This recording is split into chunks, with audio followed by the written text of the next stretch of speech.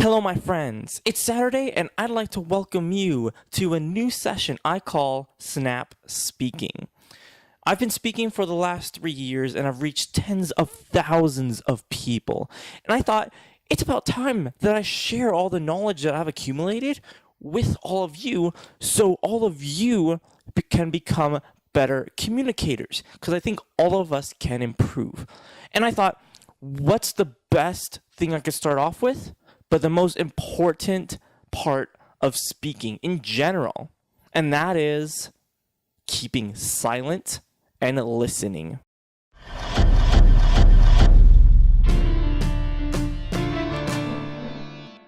So I'll never forget this one conference I spoke at with this other speaker, and this other speaker would not stop rambling. And just to me, we're just talking back and forth.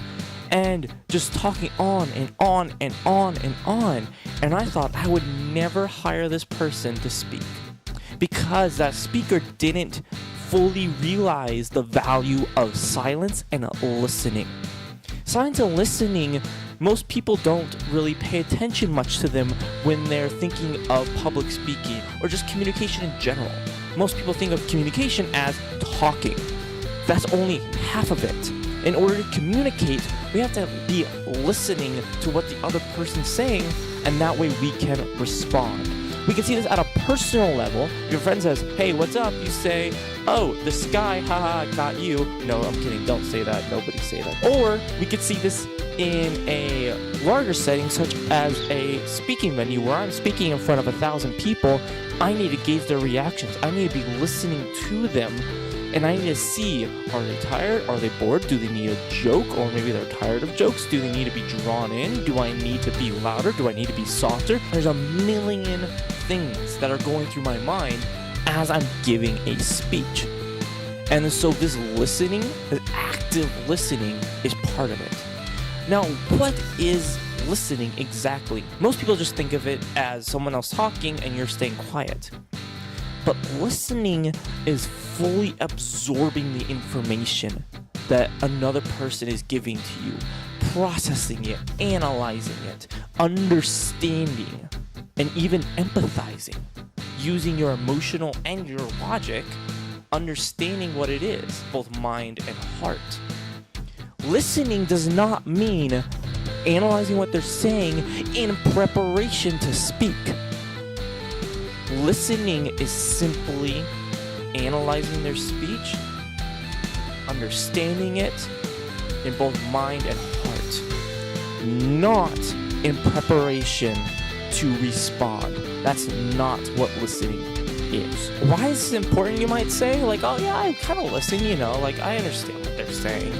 But the thing is that across all kinds of relationships you have, whether it's with your best friend you're chatting, whether it's with a therapist and you're talking, whether it's your parents, or whether you're in front of a classroom or maybe at a conference and you're speaking to somebody, to an audience, listening is absolutely vital. Because if you're not listening to what the other person's saying, then this conversation is becoming less and less meaning. Because you may be telling me all about this story about your trip to this foreign country, and I'm thinking, oh yeah, I had this trip too. I need to remember to talk about this, and you're doing this. You're not listening to them. You're not forming a deeper relationship with this person. And soon, and I know we've probably all experienced this, is where you have a relationship with this person. Maybe you're just friends, and you feel that you never just connect. You never really feel that you really click together.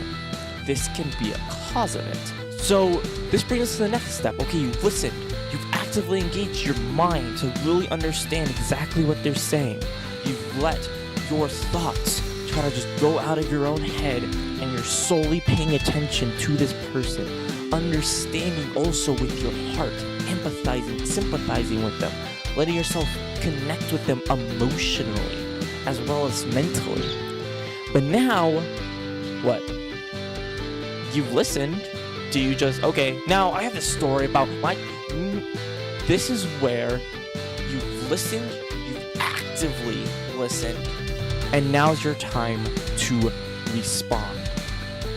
the response should always start with what they are talking about. So if I tell you, oh, I had a trip, I went down to Mexico, it was so cool, it was awesome, I had a great time, and you say, oh yeah, I went to Canada the other day, it was so great, I had an awesome time. Instead, I challenge you to do this, to form a better relationship with the people you communicate with. I challenge you to instead let that go out of your head, focus on the other person, and instead you say, cool, what was your favorite part? See how much that difference that makes? Imagine if you're on the other side of this, and I'm talking to you, and you tell me this whole story about your trip to Mexico, and I say, oh yeah, I went on a trip the other day, it was awesome, I had so much fun. You say, oh, I just told you all about my trip. I still kind of want to talk about this. So that's a challenge I give to you. To, instead of replying with me, I'm going to reply with a question about you. Because the funny thing is that it works both ways. When you start asking questions about them, they start to get more inclined to ask questions about you, to start engaging with you as well.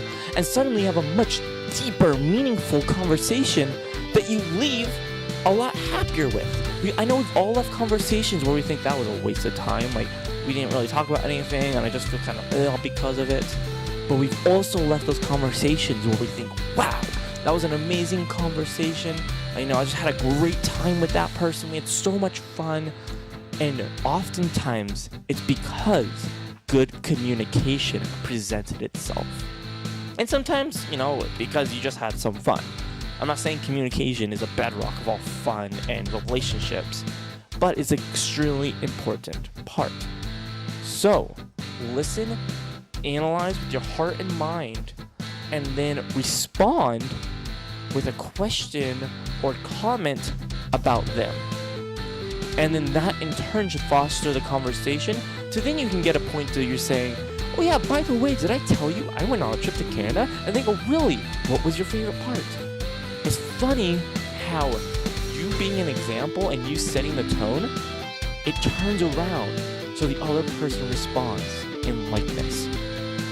Thank you for watching this session of Snap Speaking. If you would like more speaking tips, please let me know. Specific speaking tips, again, let me know. Comment below, message me, give us a thumbs up, a subscribe. I truly value every piece of feedback that you give me. I'm posting daily videos on different topics every single day.